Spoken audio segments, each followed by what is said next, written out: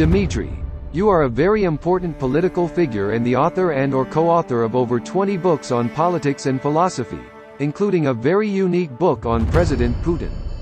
You also have been a TV presenter and author of the series Presidents I Drank With. And you were a professor and head of the Department of Political Science at the Kiev Higher Party School and the Moscow Academy of Social Scientists?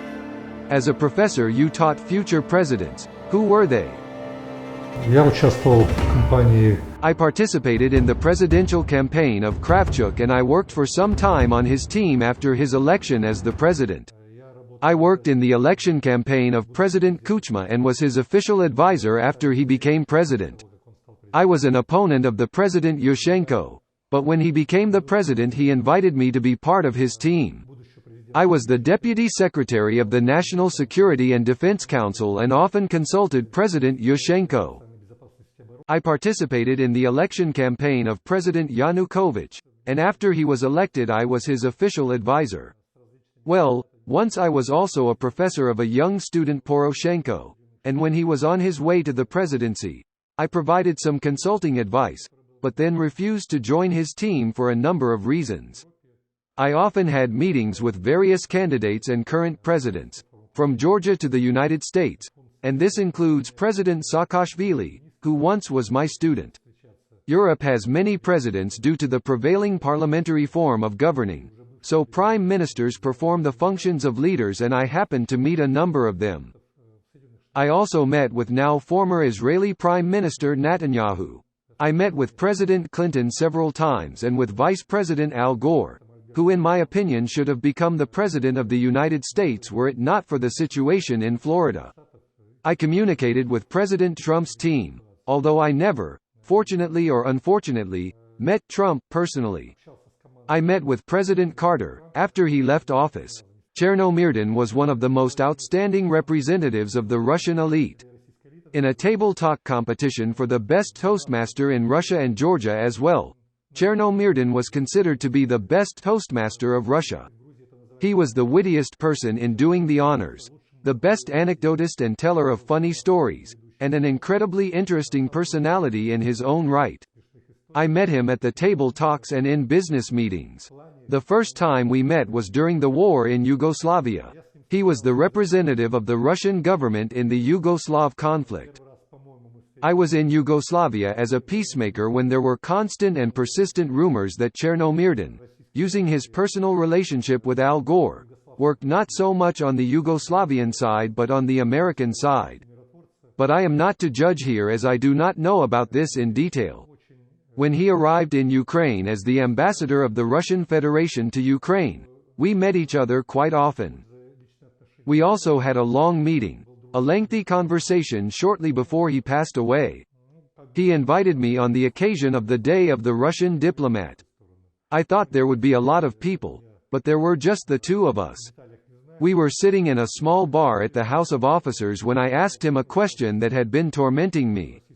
Is it true that you allowed the destruction and bombing of Yugoslavia because of $9 billion, which were allegedly kept in your accounts in American banks? He heaved a sigh. He was very fond of whiskey. He poured whiskey and asked me to raise a toast, but did not answer this question. And then I raised a toast, which, as I understood, he really liked a lot. I said, I want a drink to your cast iron willpower. Because I know that when you were the head of Gazprom in Russia, which had more than 600,000 employees, you managed to switch all of them from vodka to whiskey. One must possess enormous willpower to make the Gazman of Russia switch to whiskey. He laughed and I realized that in spite of my first improper question he already felt relieved. We drank and the conversation changed to something else. In the final analysis, he was an outstanding man of character. He was the one who built Gazprom, and the person who created the basis for the material well-being of Russia. But at the same time, he is the one who was exposed to all the temptations of our society, including the temptations of accumulating money, and some super glamorous services and things. Well, he was both great and ordinary at the same time. Tell me about the first private institute in Ukraine, the Institute for Global and Regional Security that you created. Okay. In 1991 I became an unemployed person. The political system was changing and the structure, which was called the Kiev Higher Party School, where I worked as head of the department, was closed down and I became a common laborer. I carried some sacks to the bazaar, carried some canned food, and though I was physically very well prepared, I still believed that in terms of mentality, I was more matching the professors' community than the community of loaders. Since I had been engaged in martial arts for many years, I was offered to become a bandit and instead of carrying bags or canned food to claim money, to exact tribute from those who carry bags or canned food. I refused and I did not want to be either a loader or a bandit. Therefore, I started to think about an alternative route, how to weave between the loaders who are robbed and bandits, who rob them. I thought that it was necessary to create some kind of private structure, and in 1991 I created the first private institute in Ukraine and named it the International Institute of Global Regional Security. I promoted it using mass media because I had many acquaintances among journalists who helped me to disseminate my ideas about global security in a new environment. The world was changing. One pole of power, the Soviet Union, had disappeared. I assumed the commencement of the extended era of wars. When the traditional order of the world collapses, military redistributions always arise, and I thought that this topic would probably be in demand. And so it turned out. That's why I participated as an observer, as a peacemaker in many conflicts, saw them from the inside, tried to write scenarios for extinguishing these conflicts, resolving military and acute interethnic, interpolitical situations. So, I founded an institute, and this institute employed between 10 and 20 people. Nevertheless, we wrote recommendations, some for presidents, and we published some books. My first book was actually published in the USA. It was called, Ukraine on the Nuclear Seesaw. It was published by Harvard University, if my memory serves me correctly. I wrote that in spite of the fact that nuclear weapons were on Ukrainian territory at the time, Ukraine would not be able to maintain its nuclear status for a variety of reasons. This book analyzed the reasons why Ukraine, with its de facto nuclear status, had no chance of ever possessing nuclear weapons. This topic was very popular in the early 90s. Incidentally, I wrote a speech for President Kuchma when he spoke in the parliament with the aim of persuading them to vote for the withdrawal of nuclear weapons from the territory of Ukraine. Therefore, my small institute did, in my opinion, rather big things, since changing the country's nuclear status is a very big, very serious, very sizable thing that had enormous geopolitical consequences. Throughout my professional life I have been involved with television. I started to appear on television in Soviet time. I had my own author's program on radio and television. I had a program on the radio for many years. It was called Ronin, my pseudonym. Ronin is a samurai who lost his master, and I felt like a person who had lost a master, or at least a leader or patron. So I felt like such an abandoned samurai who had to defend his honor, dignity, life, and prosperity. And that's why I called my radio show Ronin. Then, together with a very famous European political scientist and my close friend Alexander Rar, we created a geopolitical program for television. It was called Foucault's Pendulum. This program was focused on the analysis of the latest geopolitical events. I had experience in both radio and television, and I wrote a lot for mass media. So the new owners Media Vidomosti invited me to become the president of this company. At that time it included several television stations, several FM stations, newspapers, magazines, etc. And by my reckoning about 3,000 journalists were employed there. I was in charge of the largest media holding company in the Commonwealth of Independent States, or CIS. So I repeat, we wanted to make it international. I negotiated with Mr. Gasinski, who owned the largest television channel in Russia, NTV. We wanted to join forces, and even wanted to have our own satellite, but for various reasons these negotiations failed and Gasinski emigrated. I was not a liberal like Gasinski. So, we probably would never have succeeded, not because of technical differences, but ideological ones. Nevertheless, my vision was realized in the management of the Media Vedomosti holding company, and then in the capacity of company advisor. I helped to establish a number of other TV channels such as Inter, the largest TV channel in Ukraine. But it has always been easier for me to work with smaller channels, without large bureaucratic structures. When I was younger, I sympathized with liberal movements and I liked the Yabloko movement in Russia, and I met quite often with the founder, Grigory Alexeyevich Yavlinsky. In Ukraine I had an acquaintance, a businessman of liberal sentiments, Mikhail Brodsky. He had a cafe named Yabluko, an apple in Ukrainian. We often met at this cafe to drink coffee and talk about politics. I suddenly came to the conclusion that it would be nice to convert these conversations into a political party, so I suggested we create the Yabluko Party. Not a clone of Yavlinsky's party Yabloko, but the one named after of the cafe Yabluko, where we drank coffee every day. We quickly registered this party and it was called the Party Yabluko, the Party of Free Democrats. In English, the word volya in English means liberty, and svoboda, i.e. freedom, are practically inseparable, but in the Russian and Ukrainian languages there are certain connotations. Volya, liberty, is closer to anarchism than svoboda, freedom. Svoboda bole k liberalizmu. A vola blise k anarchismu. Freedom svoboda tends more towards liberalism, and volya, liberty, is closer to anarchism. At that time I was a liberal, inclined towards an anarchist mindset.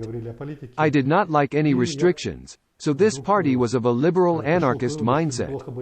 But then my partner Mikhail Brodsky drifted towards quite a robust, tough nationalism, and I am not by any means a nationalist. This caused us to drift apart and I left the party. For some time I consulted with and even participated in the foundation of the Batkivshchina party, which was first led by the father of Ukrainian corruption, Pavel Lazarenko, who was then the prime minister when he was imprisoned in America. His mantle was picked up by Yulia Tymoshenko, who invited me to be her advisor, since I had a reputation as someone who knew how to build parties from ground zero. And I suspect that this reputation was based on one example. When we were choosing a brand for the Yabluko party, everyone wanted an apple. But I suggested we use a pineapple. All across Ukraine there were billboards with the image of a pineapple and a caption that read, "The Yabluko Party, a pineapple that won't let you down."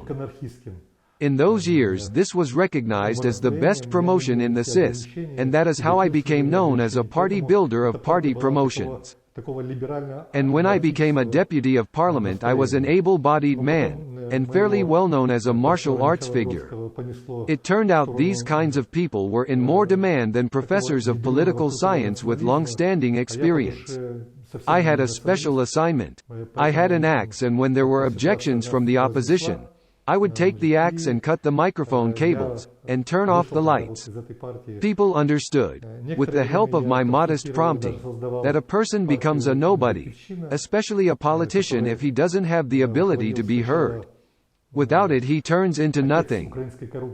I first realized this when I saw footage of Nicolae Ceausescu's death in Romania. Ceausescu was an absolute dictator and it seemed that nothing could shake his dictatorship.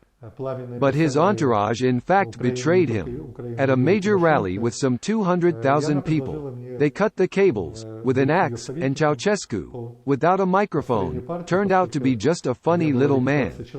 I told Tymoshenko about this experience, and probably it was unfortunate that I told him, because my main tools in parliament were an axe and a piece of sausage. The reason for this was that when I had to hide myself for a night with an axe and a piece of sausage, I hid myself in the switchboard room. I used to close myself inside. I needed to control the power supply and to know what and when to cut it with an axe. So, I used to sit in the darkness with a piece of sausage and an axe and think about the mistake which I had made when I had left astronomers for astronauts, political scientists for politicians. Therefore my experience as a politician ended with a sausage and an axe, and I have never looked back. I had a long-standing relationship with President Yushchenko. When he was a banker and the head of one of the banks in Ukraine, I took a loan from him for the construction of garages. It was in 1990, in Soviet Union times. I was rather an ideological opponent than one of his supporters. But nevertheless I knew him well and he knew me well, and, I repeat, we tracked each other in the press. Yushchenko invited me to his place from time to time and asked me to give him some advice. But the secret of a professional advisor is that you do not give advice, but listen carefully to the boss's advice. He ended up giving me advice on how to live properly, how to make honey, etc. But nevertheless, as the president, he was engaged and could not but deal with security problems, and he contacted me as someone with experience in the field of international security. By the way, I headed the first delegation of Ukrainian experts to NATO headquarters, both to the political headquarters in Brussels and SHAPE, the military headquarters. As a result, he invited me to join the National Security and Defense Council, to become the Deputy Secretary of the National Security and Defense Council and the head of the Ukrainian Commission on Biological Safety. This was the commission that was responsible for all biological risks in Ukraine, ranging from the risks of the post-Chernobyl situation, ending with the risks of poisoning the waters and lands of Ukraine, including the risks of bringing low-quality products to Ukraine. So I took part in all this, helped organize professional laboratories. In Ukraine, there was not a single laboratory that could make very accurate measurements of the quality of water, land, and food. I participated in the creation of such laboratories as well. After an internal conflict, I wrote a letter of resignation and remembered that I am not a politician, but a political scientist, and left the hot political zone for a more comfortable zone of political consulting, counseling, writing books, and so on. I saw Victoria Nuland at the Maidan, because I lived very close to the Maidan, and during these events I sometimes used to go there for a walk. As a political scientist, I followed the events and even wrote a book about the Maidan. It is probably available on the internet. So I saw Victoria Nuland from afar, but I did not approach her. First of all, I don't like cookies. And the second reason, I honestly do not like women who consider themselves smarter than men. So I saw her from afar and I am not among her sympathizers. I also met with Ambassador Pyatt during several meetings, at conferences, and at some briefings, but I was not in close contact because my relations with the American embassy had deteriorated. I was close to, almost friendly with some American ambassadors. One day, Mr. Taft, the American ambassador, invited me for a wonderful meal. I told some anecdotes. I'm a fanatic of anecdotes, because I think that there are only 3 forms of absolutely correct information delivery. They are a toast, a sermon, and an anecdote. And when I finished telling anecdotes, Mr. Taft asked, "Let's talk about politics." And I said, "I am not in the mood to talk about politics." He somehow strangely fell silent. And after that they stopped inviting me to the American embassy. However, I used to go to the German embassy. In the German embassy everything is arranged more honestly, in my opinion. If you are invited to a political conversation, you will be treated to dinner. But if you are invited, for example, to a football match, to support a German team, then a big TV is installed and you pay for your own beer and sausages. With some nostalgia, I recall my meetings with Ambassador Jack Matlock. He was, in my opinion, the last American ambassador to the USSR. He invited me for lunch in the village of Mikhailovskoye. He was a fanatic of Pushkin and used to visit the village of Mikhailovskoye in the Pskov region, where we did not talk about politics. He also invited me for dinner in Washington and not to talk about politics. That was the last time I met with American ambassadors. My relations with President Yanukovych soured. At the end of 2013, I told Yanukovych that he had no chance to withstand the confrontation with the Maidan. And since I have an analytical mind, I gave him a simple analogy. At the time, the whole world was preparing for the Winter Olympics in Sochi. Everyone thought about this future event and I provided him with an analogy from the world of sports.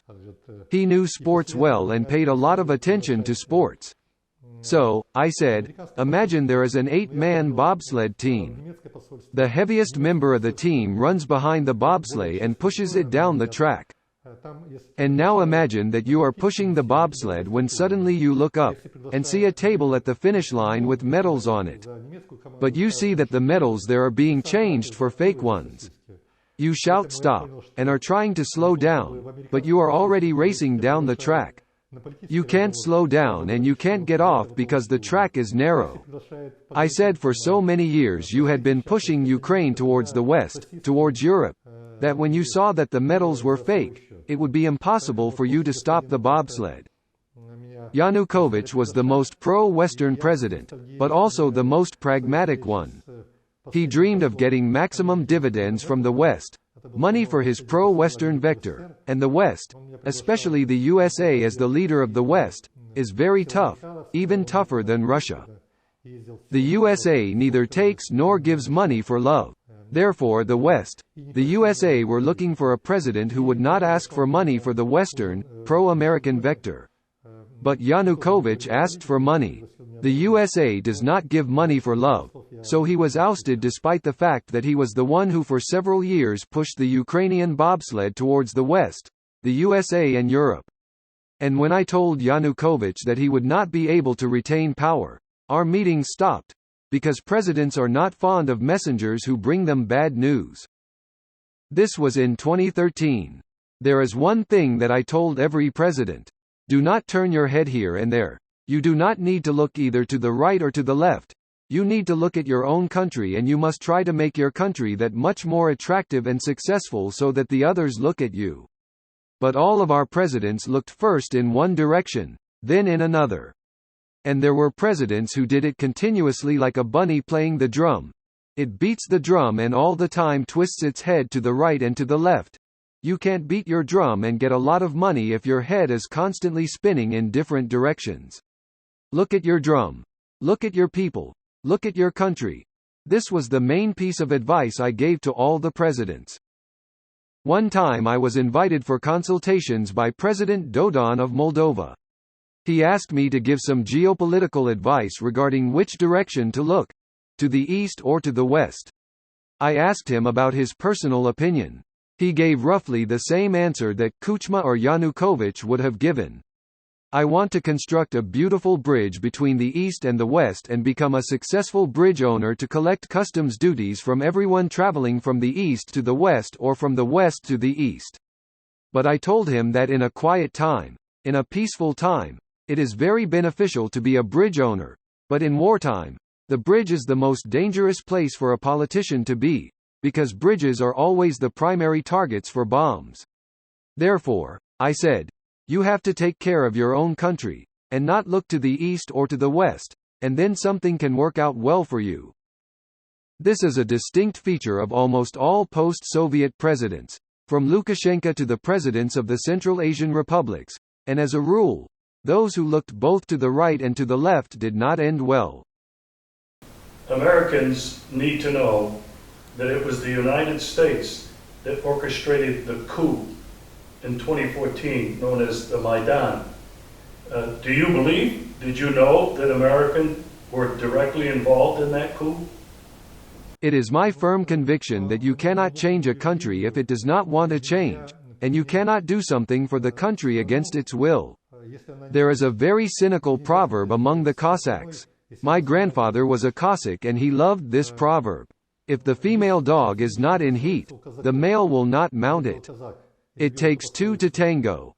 Therefore, Ukraine itself, with its many problems, invited the USA to run things.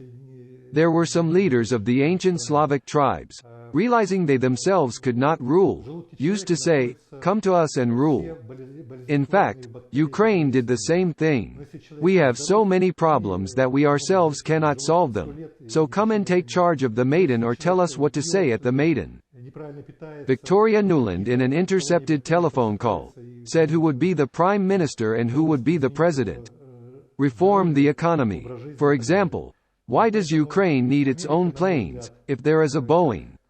so it is necessary to scrap the Ukrainian Antonov plane and let Ukraine rent used Boeings. Therefore, I repeat, Ukraine called America through its problems, and it was not that the USA invaded an independent, self-sufficient, successful Ukraine. I will add more. I happen to work a lot both in the USA and with American colleagues, and I noticed that every American considers himself or herself a crisis manager. He believes that only he is able to solve any problems that arise in society, but not solve them for free, because the bigger the problem, the more the person gets for solving this problem. One of my acquaintances, a very good friend, Jeffrey, is a rich man. I asked how he earned his money. He answered, "Every year I read CIA reports which identify the highest corruption destinations in the world, and I mark 5 countries with the highest corruption and go to work in these countries. That's because you can only earn money there. There they have corruption. There they have problems. There you can give them advice, and there you can get money for your advice." Therefore, when I say that Ukraine has drawn through its problems, this is not philosophy, it is also economy. American politicians were aware that they could get good dividends for solving problems. They talk about the $5 billion. Probably $4.5 billion were divided among American politicians who gave advice during and after the Maidan. Once I had a very good friend. She still holds high-ranking positions in the USA. When I was with President Kuchma in the USA, I wrote the speech he made on the White House lawn, while she wrote Clinton's speech, but this is another great, but separate story. So she created a fund in Ukraine, which was engaged in solving problems in Ukraine, and this fund received huge amounts of money from the USA. And she used to say, "You see, we are investing hundreds of millions of dollars to help Ukraine to solve their problems." And I asked, "Where is this money?" She answered, "This money was received by American consultants who came from the USA, gave advice, took the money and went back to America." The more problems that exist in a country, the more Americans can earn and write off this money as expenses spent to help the country. I came across the owners of the Burisma company, where American representatives worked as advisors, including the son of President Biden, who at that time was the vice president. And Hunter used to get a large salary from the oil and gas company. I looked through Hunter's biography and did not find anything on gas production or oil refining. I think that he, of course, provided very good advice and received very good money. I think he could come once a year and tell everyone to work well, or that everyone needs to lead a healthy lifestyle, or smoke no more than 1 pack of American cigarettes a day and drink no more than 1 liter of good bourbon. Then you will be fine. But for this advice, he received, in my opinion, very, very good money. This is just one example of how his American colleagues worked. All of them worked in this way, coming to the country, giving very good, right advice and receiving very good money. Well, for this money they patronized to some extent, and maybe provided some useful political defense. Recently I found out that Hunter Biden has a new business. He has become an artist. He draws paintings, probably very good paintings, because costs of all his paintings start from $500,000 or more. But, according to rumors, when they buy paintings, Dad often comes in. He says, "Well, thank you for buying my son's paintings. This will not be overlooked, so you will be friends with our family. Thank you for appreciating my son's artistic talent so much." Americans are very well organized. They always make very good money for their advice, for a painting, or for a drawing. I dream of learning this skill. All my life I've been trying to be like an American, but I don't always succeed. I met and visited Vice President Al Gore at home. He was with his wife, a beautiful, elegant woman, and it was a very beautiful and spacious one. Americans are very polite, and he asked what business I was in. I said that I am engaged in political science, I write books. I presented him with my book. He collects books with the author's signature. My signed book was the 98th on his shelf, and he was pleased. I said that I also do a little business. And he asked me if I understood business. I answered that I understand business very well. He said, "It cannot be true. I have not met in my life anyone who understands business completely. I do business myself. But I can't say that even about myself. And what did you graduate from? Some kind of higher school establishment like the London School of Economics or the Business School of Harvard University?" I said, "No. I just know one anecdote." And Gore says, "How come? You know one anecdote and absolutely understand business." Yes, I know one anecdote and I am absolutely versed in business. He said, "Do tell this anecdote." And I told them the following anecdote. In some newspaper in Europe, an advertisement was published that pilots with combat and long flying experience are required to work in a flashpoint. Here sits an important, serious, competent manager, and behind him, by the door stands a guard as huge as a big cabinet. The first to come was a French pilot, handsome as French cinema star Belmondo and experienced and elegant as all Frenchmen. They started to talk. Your flying experience 10 years, and experience in flashpoints 5 years. Good experience. If we reach an agreement, what conditions would you like? He said I would like €3,000 a week. The manager says okay, and if we agree, how do you want your money? He answered that he would like to avoid taxes and be paid in cash. So, €1,000 in cash to me, €1,000 in cash to my wife and €1,000 in cash to my mistress. The second to come was a German pilot 2 meters tall and all in scars. The manager says you look great. Your flying experience is 20 years and 10 years in flashpoints. If we come to an agreement, how much you would like? I would like €6,000 a week. The manager says, that's a lot, but you look like you are worth 6,000. And how do you want us to arrange payment? €2,000 in cash to me, €2,000 in cash to my wife in Munich and €2,000 in cash to my mistress. And the third pilot to come was a strange little man of small stature. He had thick multidirectional glasses, and he looked like a Jew. The manager looked over his head at the guard. His glance sent the message. How did you miss this one? His looks clearly do not match the ones of the previous pilots. But in a moment of jest, for fun, he still decided to talk to the man. And he asked him about flying experience. What experience do I have? I came up to your 3rd floor and almost wet myself. I'm afraid of heights. But what kind of combat experience do you have? Once my dad fired a gun in my presence, and that time I wet myself because loud sounds frightened me. The manager over his head is showing the guard that it's high time to take the man by the back of the neck and throw him out. But then, as a joke, the manager decided to continue and asked, how much would you like? I would like €9,000 a week. And the guard is already towering above the visitor. €3,000 to you. And then the manager shows the guard, leave us, quickly. And then €3,000 for me. Well, there are still €3,000 left. The man answers, we will give these €3,000 to the Frenchman. He is ready to fight for them. And then Gore told me, you are absolutely versed in business. This is how all American businesses works. Therefore, after this anecdote and after Gore's reaction, I knew that all American business begins with the phrase €3,000 or dollars for you, and then you can talk about anything. I really love the USA. I love American films a lot. I love the American outback. I lived in Arizona. And I really enjoyed sitting in a cafe late at night, where American truckers in plaid flannel shirts come together.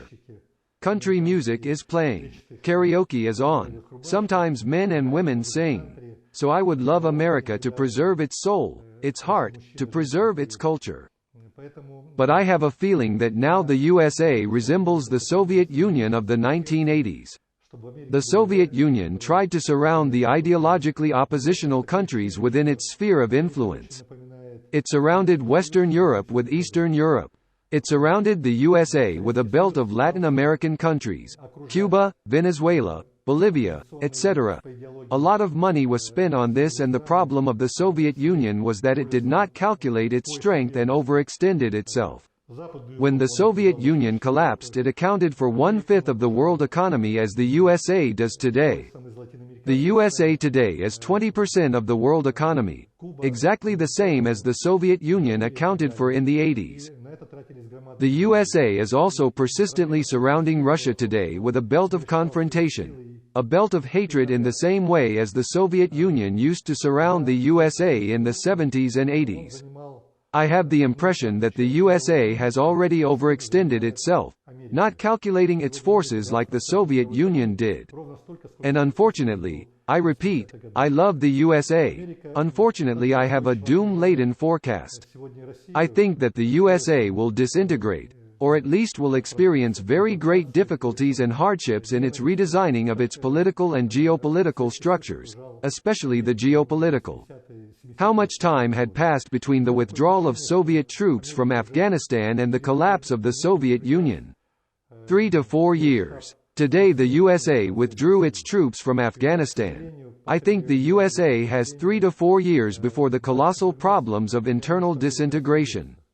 Either it will stop behaving like the Soviet Union and then one can count on a different scenario, or its future will be the same as that of the Soviet Union. Often I am asked a question about the goal of a party or a country in politics, geopolitics, including a question about what is the geopolitical goal of the USA regarding its attitude towards Russia. Well, in my opinion, it is a big mistake to believe that countries have clearly formulated, clearly defined goals. Yes, there are documents, there are constitutions, strategies of national security. But in fact, man lives by instincts and countries live by instincts. Every country has its own instinct. A person's instinct is developed by his life experience, his religion, his family environment, his genes. The same goes for countries. The instinct of the country is developed by the life experience of the country, the history of the country, the dominant confessions on the territory of this country, the properties of the elites of this country. Therefore, neither people nor countries have any strongly marked goals. The instinct of the USA is to constantly strengthen itself in terms of comfort, well-being, even the dreams of its citizens. This is the basic American instinct. The basic instinct of Russia is a constant battle for justice. For the USA, the basic instinct is freedom. Therefore, the models of the development of geopolitical spaces in the USA and in Russia are fundamentally different. America is trying to deliver freedom. Russia is trying to bring justice. Well, that's also another big philosophical question. The USA lives happily, successfully, beautifully when it resonates with its basic instinct. There is Basic Instinct, a wonderful American movie with Sharon Stone. It shows that you need to listen to your basic instincts. The USA started to move away from its basic instinct. It believes that in addition to the basic instinct, well-being, beauty, a wonderful life for its citizens, there are some other goals. In most cases these are false goals, for the sake of which it spends resources, spends energy and destroys its own potential. One of the American presidents said, "Do not ask what the country has done for you. Ask what you have done for the country." I would paraphrase it a little. Do not ask what is the goal of the country. Ask what is the basic instinct of the country and live by this basic instinct. The tragedy of the USA today is that it is trying to move away from its basic instinct. Russia is trying to return to its basic instinct. This is the main difference between the USA and Russia. In addition to the USA's basic instinct, it seems to me that the USA lived according to its basic instinct when it tried to ensure that every generation of Americans lived better than the previous generation, and it has been like this for almost 10 generations. But, for the last 2 or 3 generations, well, maybe even 1 or 2 generations, children live worse than their parents, and this for me is the most striking violation of the basic instinct of the USA. I decided to write such a book because I think that I have a unique methodology here. It so happened that I was incredibly lucky in my life as a specialist, a professional. In the 70s, the absolute genius of the era, Academician Glushkov, was dying from an incurable disease in Kiev. I think he was the wisest person of the time. Not only in the Soviet Union, but all over the world. Well, mobile phones, tablets, and everything. Everything, including hypersonic weapons. Everything at the level of principles was invented by this academician.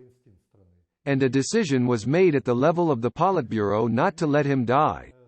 A huge computer was built in the forest as high as a multi-storied building and thousands of people attended it. And it was necessary to recode Glushkov from a biological state into a machine state. We then did not know Lem's law that the biological does not conform completely into a mechanical state. And so I was one of those people who had a philosophical, psychological education. I realized that the structure of personality, according to our concept, constituted the personality. The creation of this methodology remained in my memory, in my head, and I then used this methodology to calculate the potential of people. It was classified. But when the Soviet Union collapsed, all prohibitions, pledges of secrecy restrictions disappeared. And I began to use this methodology to calculate the potential of people who reach high positions, and for 30 years I have not made a single mistake. I predicted the arrival of all the presidents, starting from President Trump using my methodology. Starting with important people in large and small countries like Moldova's President Dodon. I described his rise to power 1 year before.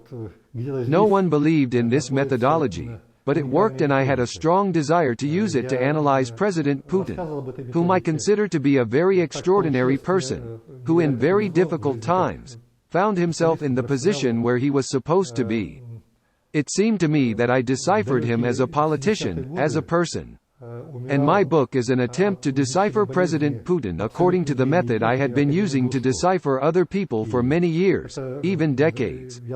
To decipher Putin, I used the metaphor of someone who fixes computers. Putin is the hardware. He looks to see if something isn't working like the hard drive, or whether the program is working. I just used the same methodology. Here is hardware, which is the president's genotype.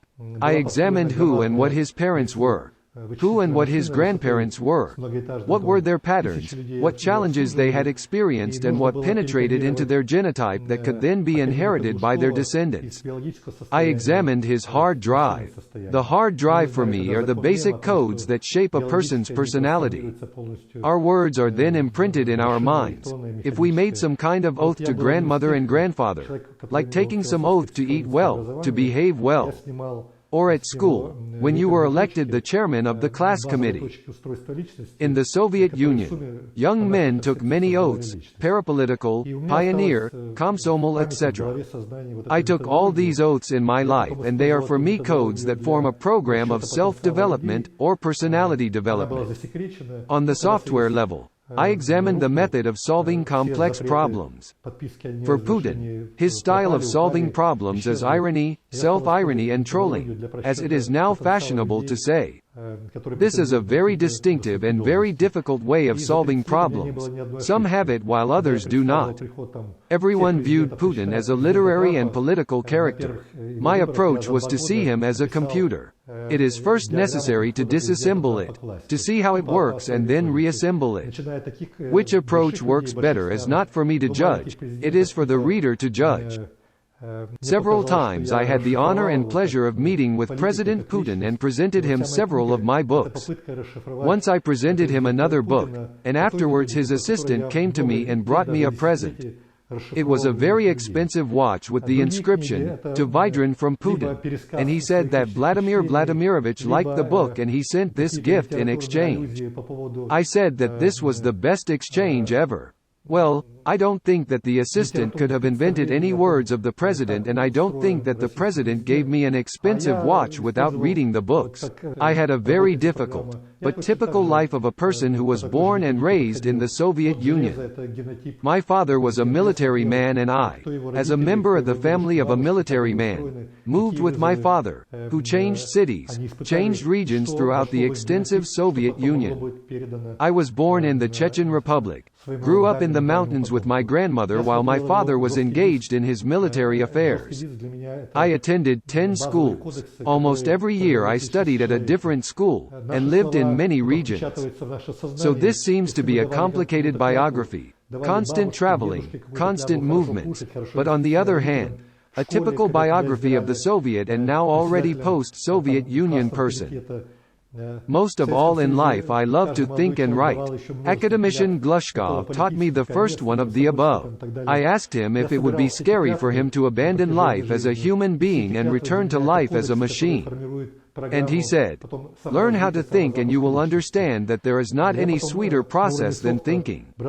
And since then I have been trying to instill in myself a passion for thinking and the ability to enjoy my thinking. Sometimes I do succeed. That's why I like to think. I like to dream and I like to write. These are my two main passions, thinking and writing. I have already said that I like to think and I like to write. I think in Russian and write in Russian too. Therefore, when once I was invited by one of the presidents of Ukraine, I will not tell you which one, and he said that I should speak and think in Ukrainian. I said that I speak Ukrainian as an official when I perform the function of an official, but I would like to preserve my right to think in my native language. When I gave and attended lectures at Harvard, one Harvard scientist said that a person who thinks and speaks in his native language has an advantage of about 40 to 50% above the person who thinks and speaks in a foreign language, even if he has an absolute command of these languages. I remembered that I want to be a pretty smart and talented and a popular writer. So, when in Ukraine they started telling me that I should forget Russian and think in Ukrainian and speak Ukrainian, though I repeat, as an official I spoke Ukrainian, I understood that I will probably lose a significant part of my potential, as the country began to switch intensively to the Ukrainian language and they stopped publishing books in Russian. I write books. I wrote more than 20 books in Russian. Firstly, I have Russian-speaking readers and there are less and less of them in Ukraine. And secondly, I write for a thinking reader, and a thinking reader is a person who performs complex functions. For example, I was invited to readers' conferences. Their participants were either shipbuilders or aircraft industry workers. As they started to scrap shipyards in Ukraine, I realized that a huge number of my readers had vanished. When they began to cut aircraft factories for scrap, I understood that another part of my potential readers had disappeared. If a person is engaged only in trade or profiteering or only in banking operations, he will not be a clever, insightful, thoughtful reader. I repeat, the clever, sophisticated, insightful reader is the one who participates in advanced industrial production. Therefore, there are two reasons. In Ukraine, in principle, there are no advanced industries that generate the thinking reader, and in Ukraine there is practically no Russian language literature, reprints, publishing houses, reading clubs for which I could work as a writer. So I left for the destination, where my native Russian language is not superfluous, where I can think and speak and write in Russian. I would like to give a little advice to my possible American viewers and listeners. I really love jokes, anecdotes, and proverbs. I have already said for many years one Japanese proverb, or rather two proverbs, intrigued me. The first Japanese proverb sounds very strange. If an old man dances well, then he is a scoundrel. And the second Japanese proverb sounds, only clever people age beautifully. As for me, I am in the age group in which I already need to think about a decent, beautiful age. I don't like the word aging. Samurai does not grow old. Samurai goes into eternity as samurai, but nevertheless, we all have to think about dignified maturity. So my advice is, there is no need to dance too beautifully in adulthood, but you need to make good films in adulthood, to write smart books, to do what is appropriate for your age. Though I have to confess, I sometimes dance with my wife, but not beautifully. That's why, probably, I am not afraid of that Japanese proverb. And the second rule is to be smart. Then, if you are an intelligent person, then you are not to be afraid of age. You will always be beautiful at any age. This is my advice to the American audience because the USA is obsessed with dancing and obsessed with beauty. But believe me, plastic surgery is not what makes a person beautiful. A person is made beautiful at any age by his mind. Think about this.